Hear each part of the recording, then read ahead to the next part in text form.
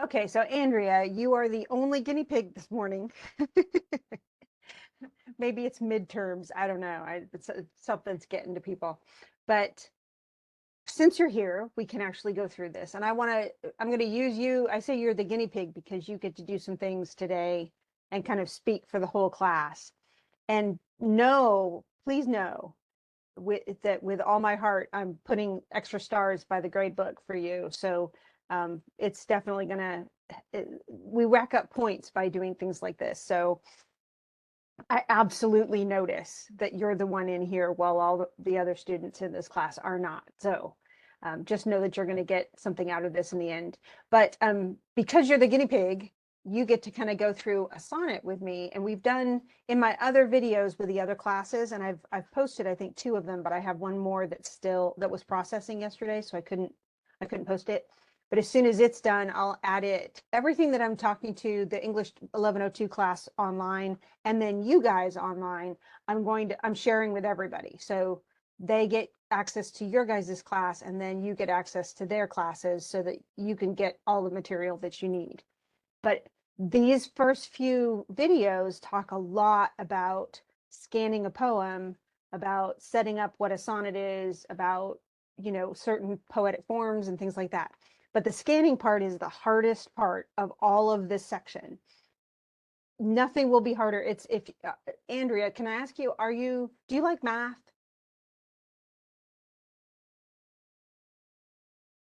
It's okay if it's a no. I'm not a math teacher, so I'm not going to get my feelings hurt. Okay. So math, it's kind of like grammar. English grammar, well, any language's grammar is a little mathematical. There are certain expectations, there are rules, there are all this kind of, and you put things in certain order or everything gets messed up. It's kind of like knowing when the minus sign is supposed to be used or when it's supposed to be positive. And so scansion is a little bit mathematical. That's one reason I think a lot of people don't like it. It's also, though, it's something that we notice subconsciously. It's not something we pay attention to. And that's probably, it's like when you go and see a movie and it's really, the movie has all this drama and action and stuff like that, and you don't notice the musical score. You don't notice the background music that's making it feel so exciting and dramatic and everything else. You just don't notice it. And that's the way it's supposed to be. You actually aren't supposed to sit there and notice rhythms really well. But it also makes it harder for you to notice it. We're not used to it. We're used to it being in the background and just something that we kind of take in, but we don't really think about. And this is what I'm making you do, is think about it. Now, the reason I'm going over this at all is because one of the requirements is that you write a sonnet and turn it in. And so you have to understand a sonnet before you can write it. So we're going to just look a little bit at what a sonnet is. Now, before we do that, though, what do we know? What do you know already about a sonnet? How many lines are in a sonnet? Yes. Okay. Answer number 1 is correct. And it's very often it's subject matter. And we're going to start with a couple of sonnets that are talking about love. And so Sir Philip Sidney's sonnets, which actually were written to, it's from a book. He actually had a collection called Astrophil and Stella. And that just, all that means is star lover and star. And yet he wrote it to a specific lady. And he actually is one of the very few poets who married the person that he wrote something to, which is super romantic. They lived happily ever after and blah, blah, blah. But most poets wrote love sonnets to women that were unattainable. It's just a pattern. It's something that they did. It was very normal. Often people would write it to somebody who's married. And it wasn't intended to get them to fall back in love. It was intended just to express their admiration and love for somebody from afar type thing.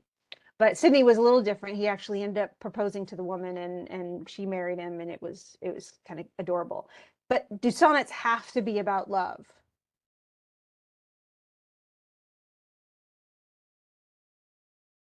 No.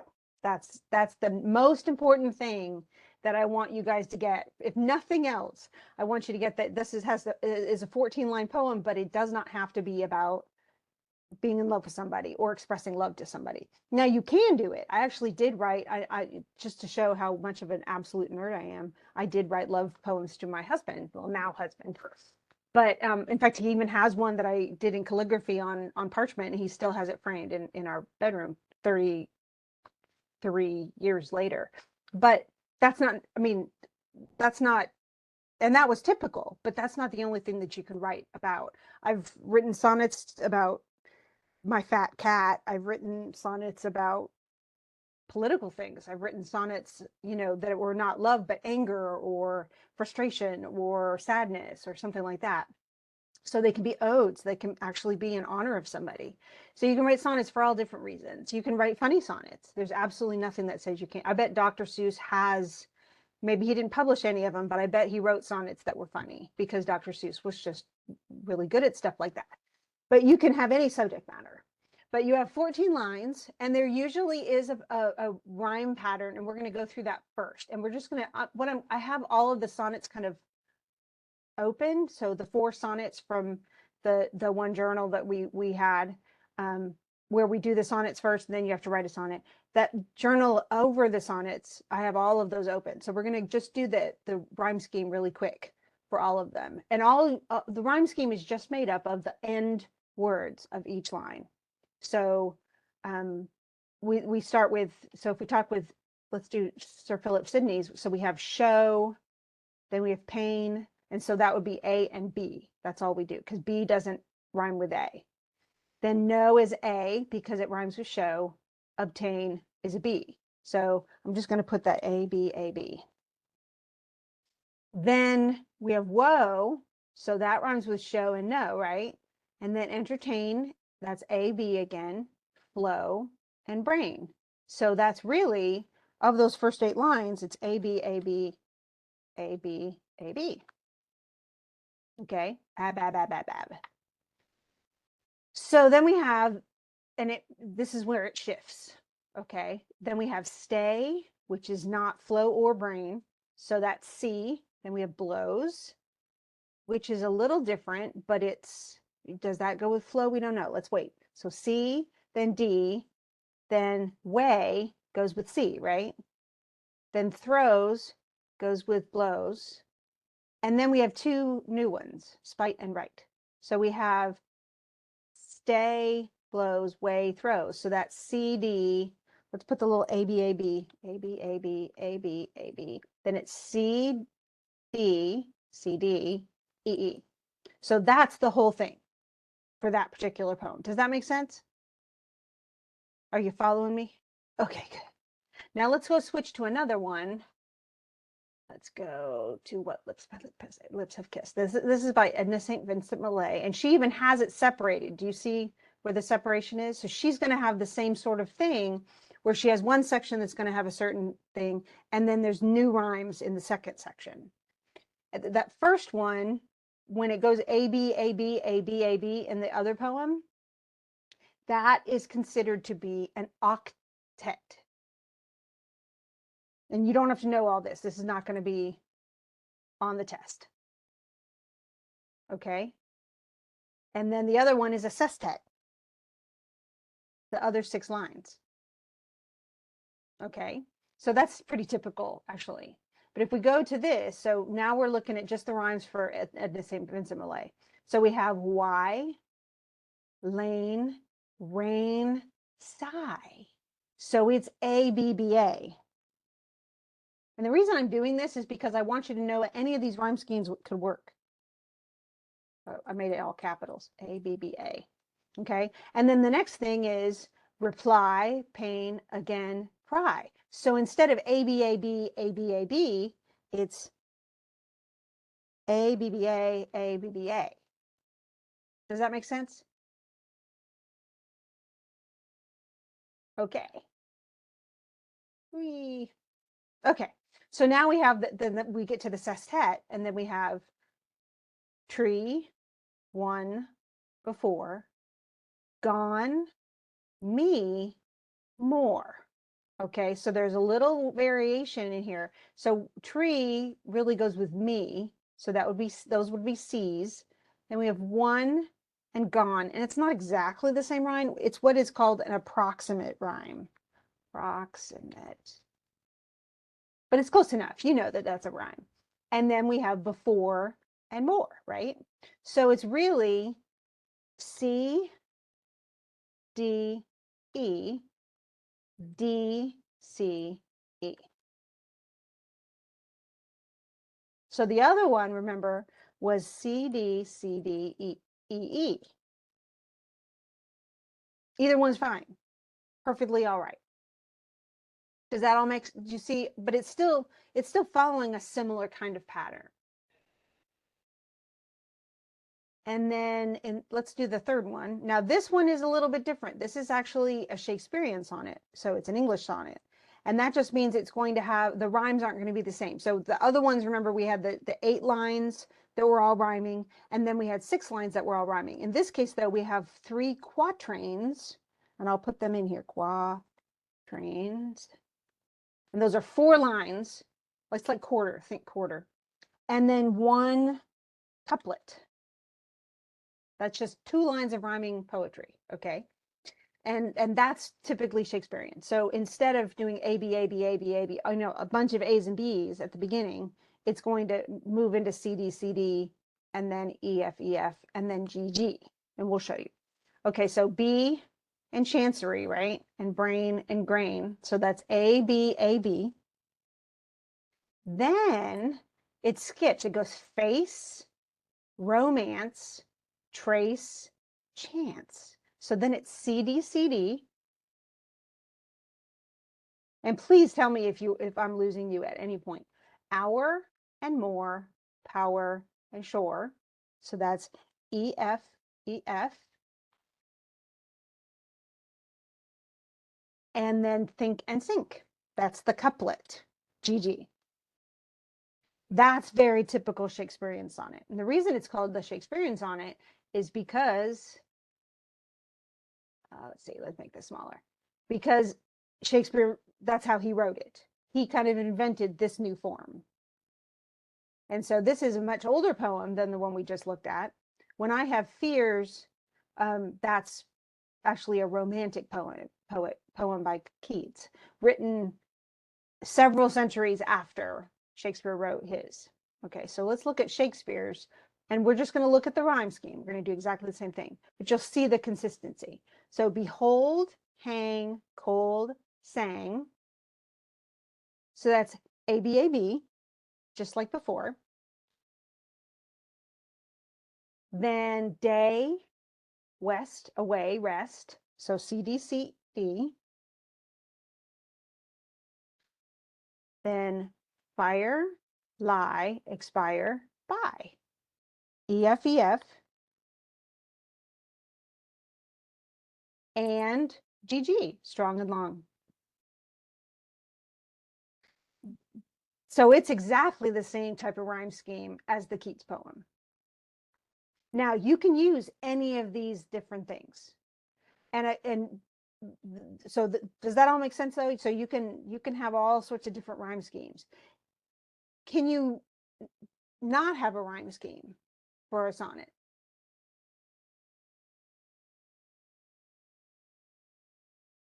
You're probably like, actually, no. A sonnet has to be rhymed. It doesn't matter what the rhyme pattern is, but it has to have a rhyme. It is not blank. If you don't have rhymes, and I'm going to talk about this kind of verse. I've mentioned it before in some of the other, but if you don't have it rhyming, it's only blank verse, even no matter how many lines it is. Blank verse is essentially this rhythm, this same rhythmic thing, but with no rhymes. And this is actually it's the kind of verse that Shakespeare used in most of his plays. When people would, different characters would speak, almost all of them spoke in poetic form, but it was unrhymed for the most part. He might actually do blank verse, for a big long speech, like Hamlet's to be or not to be or something. And then at the end of a speech, he might put a couplet at the end.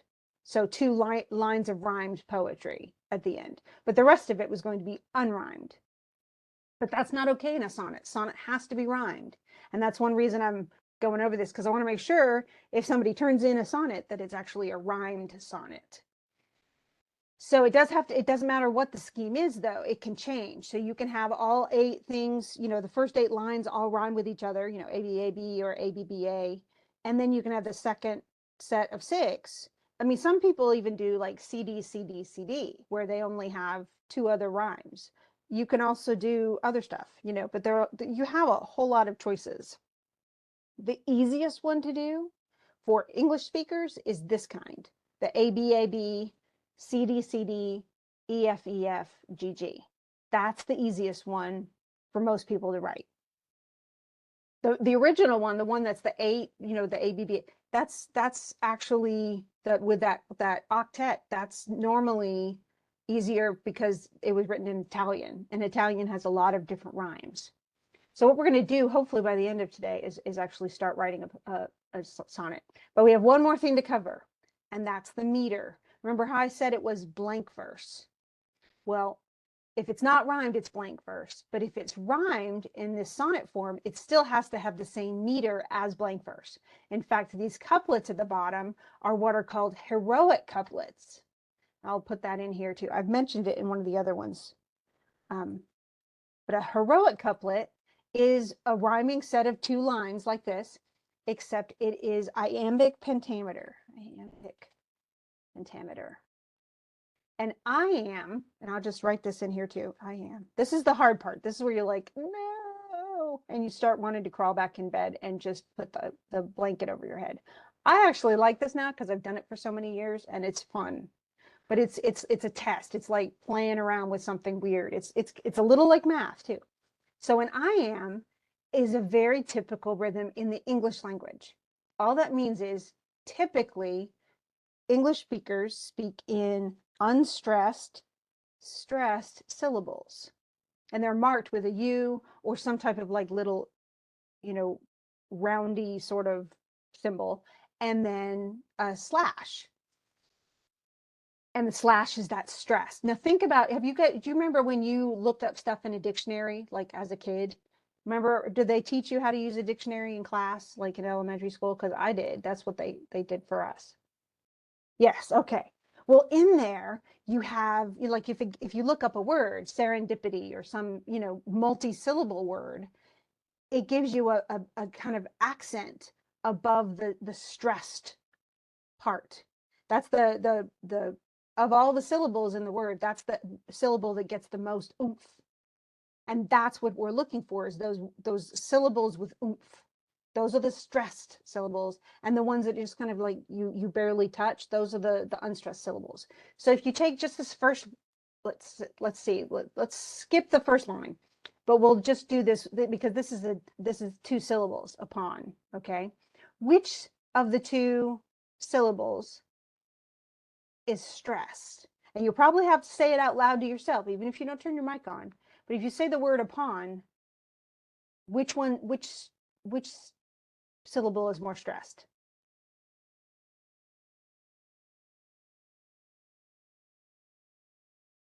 Okay, now say it out loud.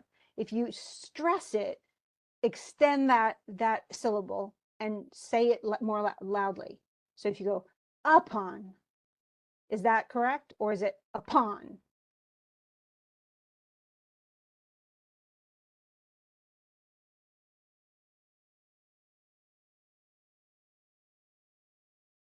Right. It's the on. That's the one that you would like smack your hand down on.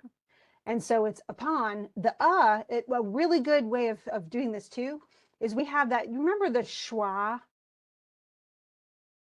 It's the upside down E, and that means everything sounds like you know, the and upon is actually, if you look at the pronunciation of it, it's schwa is the beginning. The is a schwa. That just means it's probably not stressed. That's another way of figuring out. You're like, I don't even know what a schwa is, but it's, let me see if I can, let me try to find you a schwa.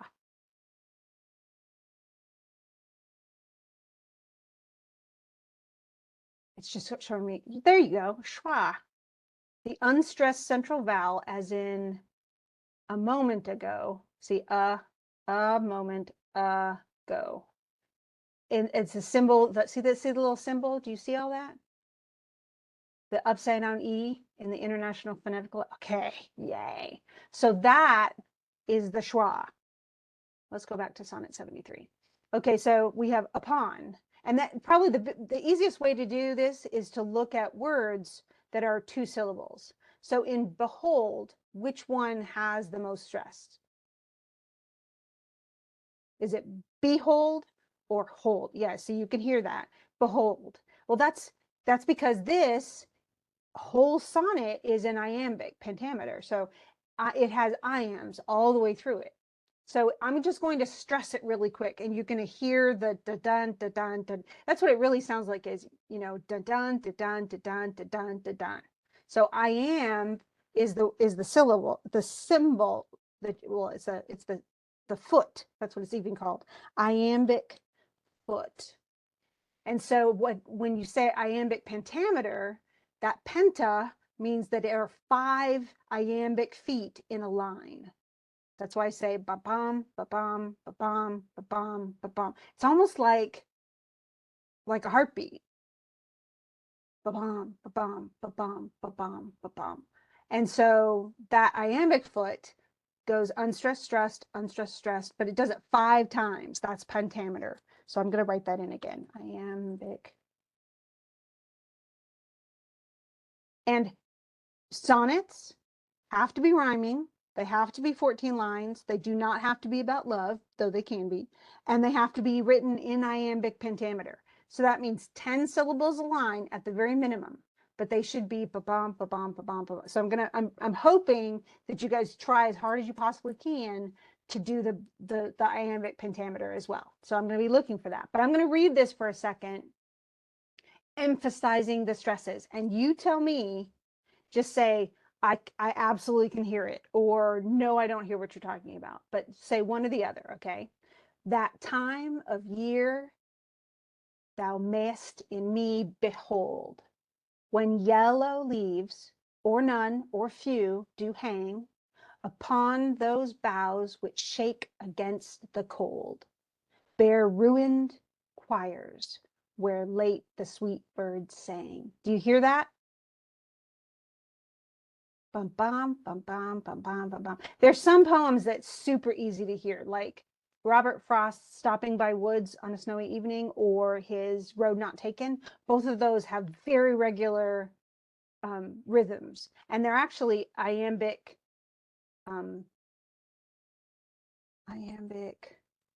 tetrameter, which just means they have 4 iambic feet per line.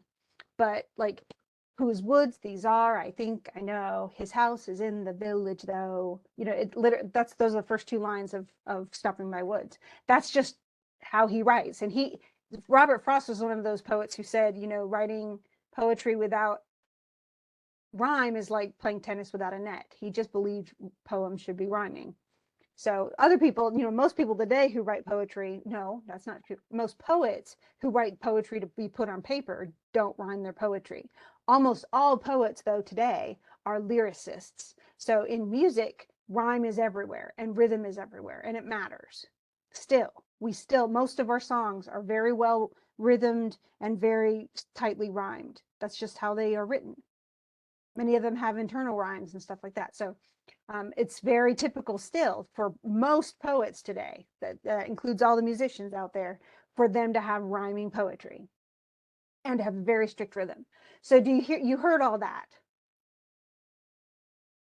So if I keep going, in me thou seest the twilight of such day, you can hear the ba-bam, ba-bam, ba-bam, ba-bam, as after sunset fadeth in the west, which by and by black night doth take away, death's second self that seals up all in rest.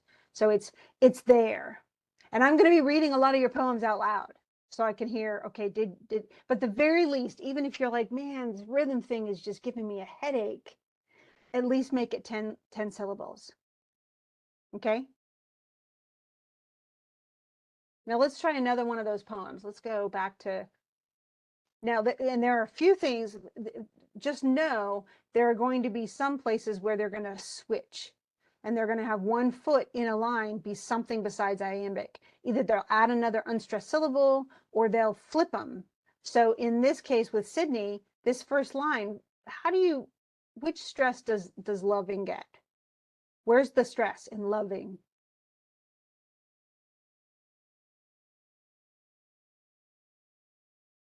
Andrea's like, why am I all alone in here? No one else can answer.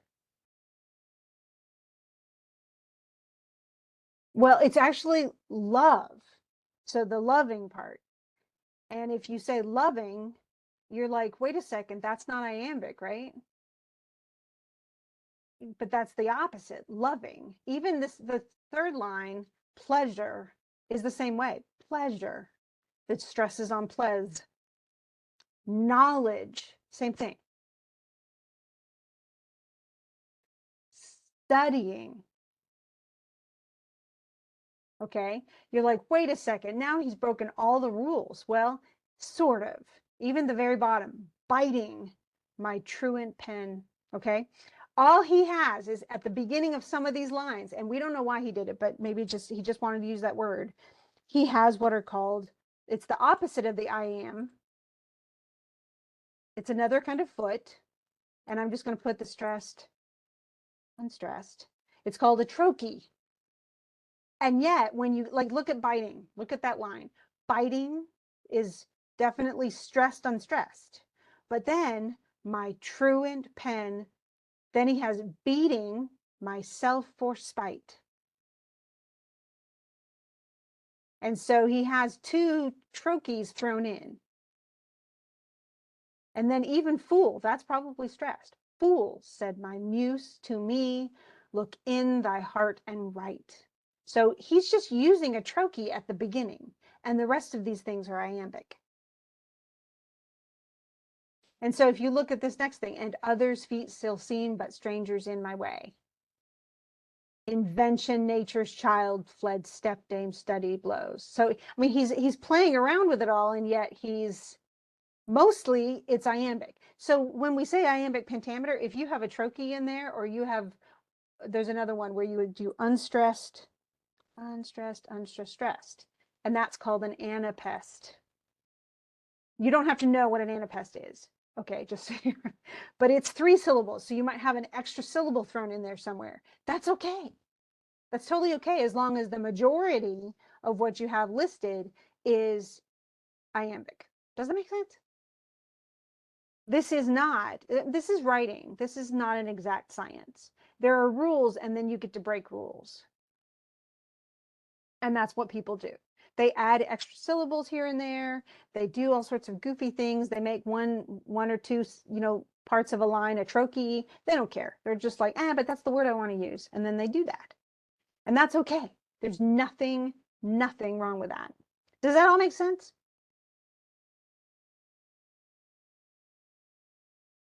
Okay, kinda. Well, what I'm going to do, have you written your sonnet yet? Okay, good. Good. I'm glad you haven't yet. Okay, so what we're going to do, Andrea, is we're going to get you started, and you'll need to take notes, but we're going to get you started on your sonnet. Are you ready? You're like, no, I don't want to. Okay, yes, you're ready. Well, this will hopefully, that'll be a benefit for you. Since you were sitting in here, you get to start on a sonnet, and that's just awesome. So let me stop sharing this, and I'm going to share something else. We're just going to have a blank. Oh, I got to open up. I have to open up the blank word. Okay, so let's see. Don't need that. I can't, nah. I'm trying to figure out how to get this up here. So I want to share. So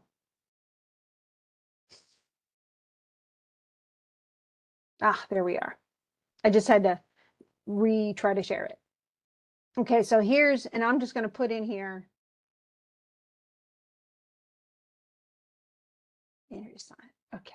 Now you can figure out your title after you write the whole thing. Okay. Do you see all the stuff I'm showing you? Can you see this? Hope you can. Yes. Okay, good. Okay, so let's Now, if you're thinking about what would you like to write about, have you thought about what subject you'd like to write a sonnet about?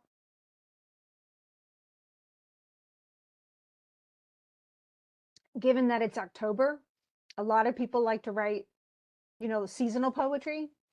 And so, oh, okay, something about nature. See, I like that. I love, and it, fall is my favorite season, mainly because I'm so grateful. Oh, good. See, I'm just so grateful not to have it so ghastly hot and sticky outside. It's nice to come in to work and it's kind of cool, you know? It's almost to the sweater weather, which I just love. I love sweater weather. And so, yes, you can absolutely do something about fall. If there's, I mean, some people write like I've done this before. I write Christmas poems or Christmas verses, and you can do things about different aspects of Christmas or something. So you can do it about a holiday. You can do it about a dramatic event. I mean, it could be narrative. It doesn't make any difference what you write about. But so if we're going to talk about fall, what is it? And I'm just going to put some images in here. What images to you feel like fall? So you said something like the trees or something. What makes fall fall? Okay, so brown leaves. I'm just going to put these in here. Brown leaves. And do you have to do all this? No, but go ahead. What else?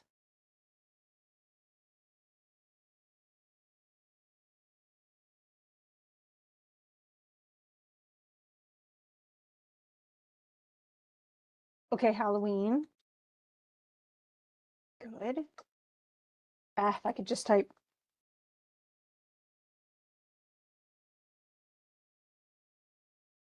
Do you want to specifically get to Halloween by the end, or do you want to? I mean, you could write a Halloween poem. There's nothing that says you can't. What else? What else is fallish? Coffee. Oh, especially pumpkin spice coffee. I love pumpkin spice coffee. And like cocoa. Well, cocoa's more of a Christmassy thing. Coffee. What else?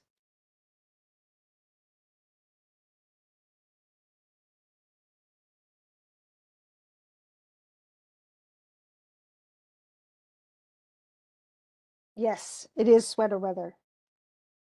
And it's and like sweaters and like the thicker leggings and all that kind of warm sort of stuff. And the air gets crisper, so it's not that humid, it's not sweaty. It's just beautiful and the everything seems clearer. I don't know. Everything is crisper. The brown leaves are crisper, and plus with the leaves too, they turn all sorts of fancy colors first. They're all reds and golds and oranges and stuff, and even purples. And then they fall to the ground and everything. And then kicking them around is really fun, the dry leaves. My daughter's dog loves dry brown leaves in fall. She'll run around because they make all that noise.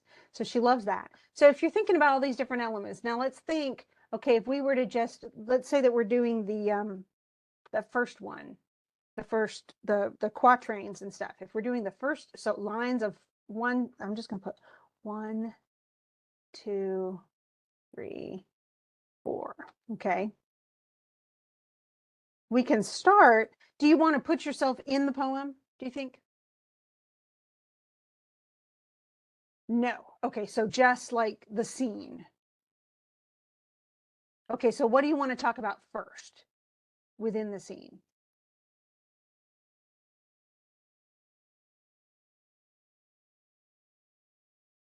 Do you want to talk about the trees? Do you want to talk about the crisp air?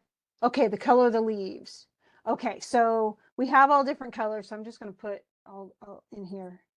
Although brown will definitely have rhymes. We have orange, yellow. Well, actually, you could use gold. I'm trying to think of variant. Red, scarlet, because any of these could work better rhythmically. So using synonyms is probably a really good idea. And we'll talk about how to make things rhyme too. Other colors, violet. Let's just do that. Okay. Okay, so in fall, and again, we're trying to do that ba-bum, ba-bum, ba-bum, ba-bum, ba-bum. Okay. So we can even say what it is, like it's autumn. Okay. And state what we're going to even talk about. So you can say something like it's autumn and the leaves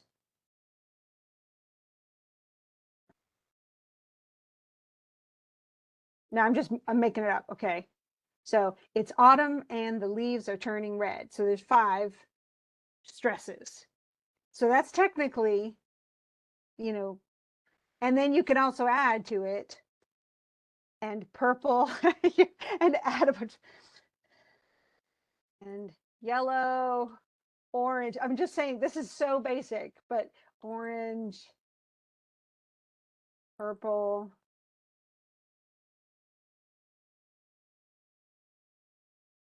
literally it's that simple. And yellow, orange, purple colors too.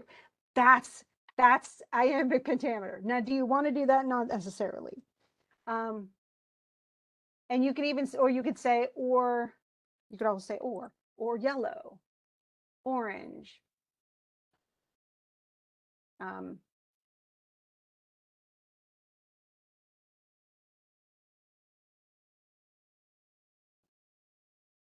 even gold, something like that.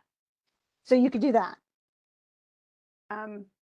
But then you have, essentially you have, if that's what you choose to do you see what I'm doing? Now, if you have a line, let me see. Okay. I'm going to look at your chat and just see if you see that, what else could you put? Now we're looking at the transition to fall. Okay, good. Okay, then you can say, now we have 2 words. If this is okay, and you can change it. So this is not something, this does not have to be yours, because I invented all that junk right there. But you came up with a lot of colors. Okay, so if we have these, and that's what we stick to, I'm just saying if, then we have 2 rhymes we have to get, right?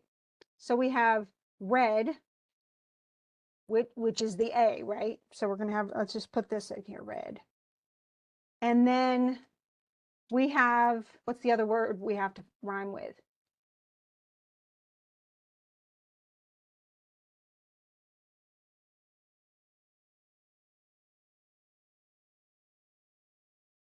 Well, just wait. Let's get gold first, because that we may end up. Notice how the 2 lines on the top are connected.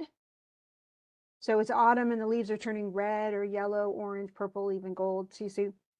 So what rhymes? What's the other word we need besides red to rhyme? Red's the A. Gold. Excellent. Okay, so now I'm going to show you what I do. And you're going to go, what? Yeah, that's what I do. So with red, what rhymes with red? Bed, said, head.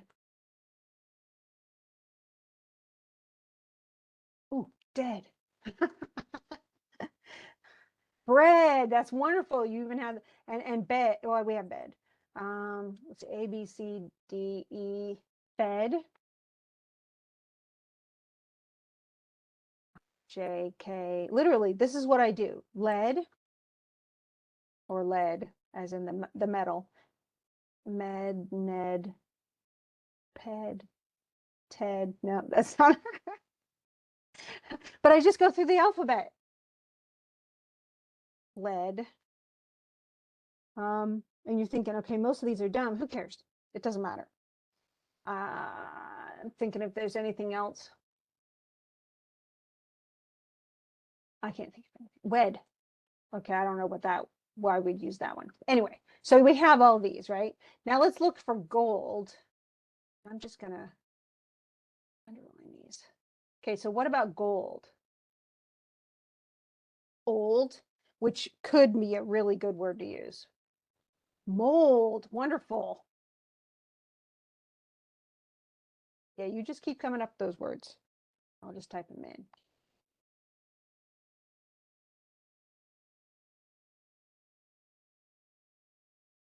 Old. There's cold. Cold might work. Goes with fall. Hold. F, G, H. Hold, hold, hold. And there's also behold. So that's just a two syllable, and it's behold. So the stress is correct. It's going to work iambically. What else? J, K, L, M.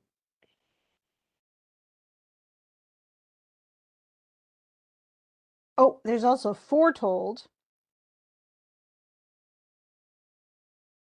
I think we have even more than the eds. No.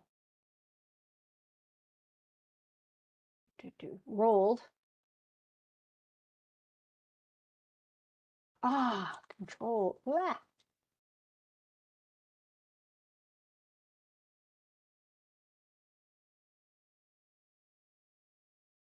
Okay, I think that's probably enough.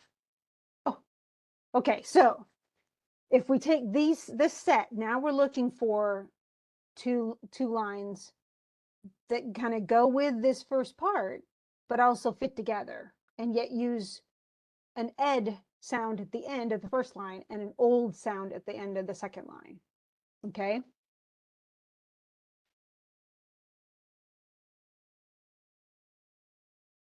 So we have it's autumn and the leaves are turning red. Now, what else happens with the leaves and the trees?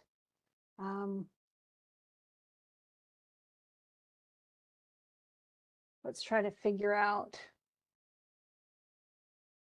I mean, we could definitely use dead. And they definitely, yeah. So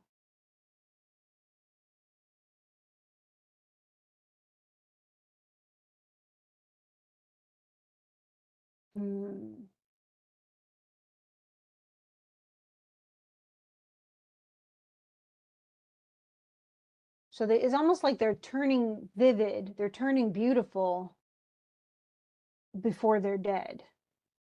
It's like one last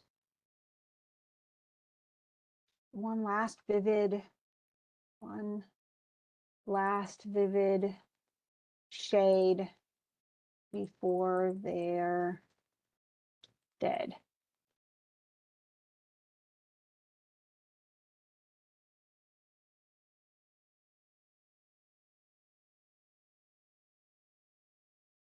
Or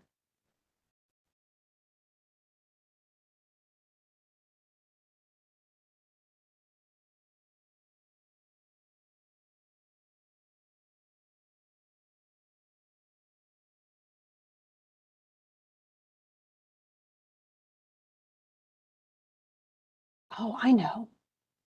Before the world. Before the world.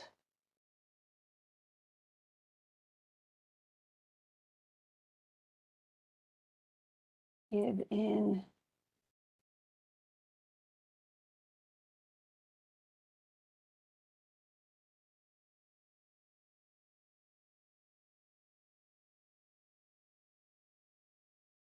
One last vivid shade before they're dead, before the trees give in. Oh, if I could just type give in to winter's cold. What about that?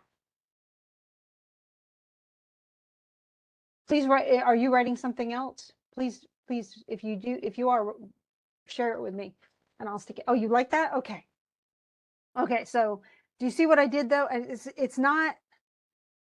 It's not rocket science. It's not, I mean, you just make little lists like this and you're going to figure out something. And honestly, your poem would look, somewhat different, but you're still trying to convey the same images.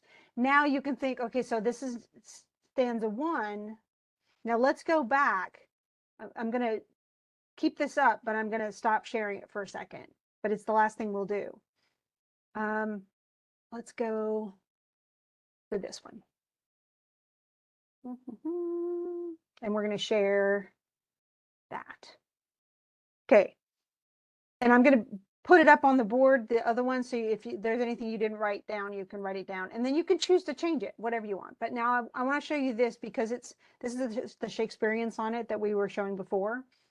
And I want you to look at it mainly because, first of all, there are some things at the beginning that are a lot like your poem. Okay. So it says, that time of year thou mayest in me behold, when yellow leaves, or none, or few, do hang upon those boughs which shake against the cold.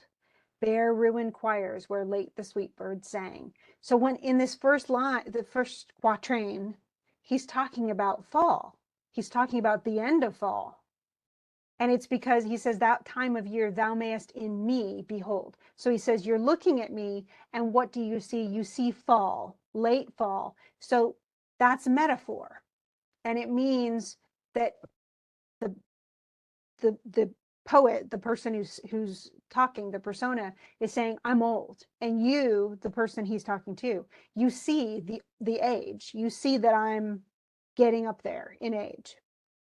Okay, so that uses some of the same images that we just put in that other poem. Okay, now we go to the next quatrain, these four, and it says, in me thou seest the twilight of such day as after sunset fadeth in the west, which by and by black night doth take away, death's second self that seals up all in rest. So he's using another metaphor, and this metaphor is, I'm twilight. So I'm that dark, when the sky is getting dark and everything, the sun's down and the sky is almost to night, but it's not. It's like that really dark blue that's just beautiful. But maybe the stars aren't out yet because you can't quite see them. But it's gonna be night. So that again is a metaphor. Morning in that metaphor is when you're a little kid. And then you get older and older and older. And then at the end of the day, you die. And that's a person's life. So he's saying you see at twilight and in me. And that means that I'm going to die probably pretty soon.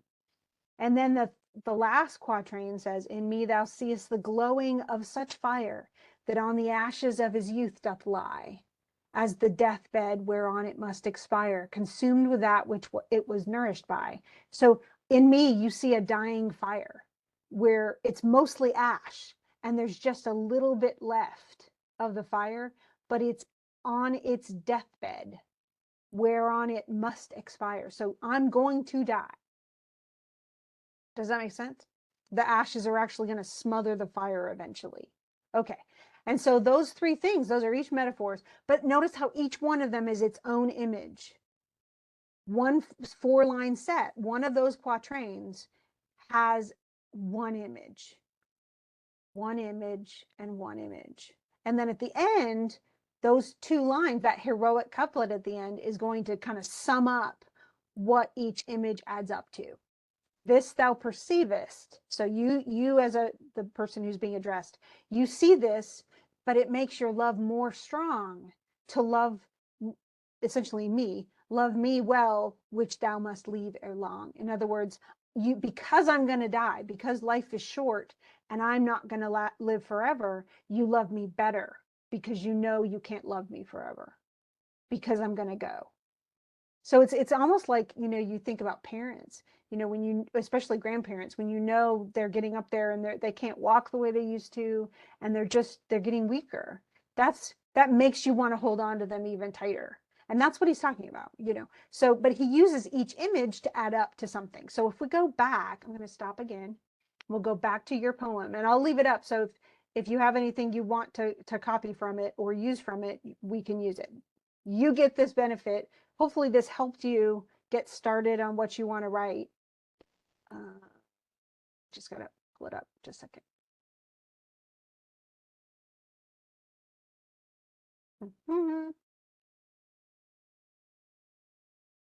I just have to find the right thing.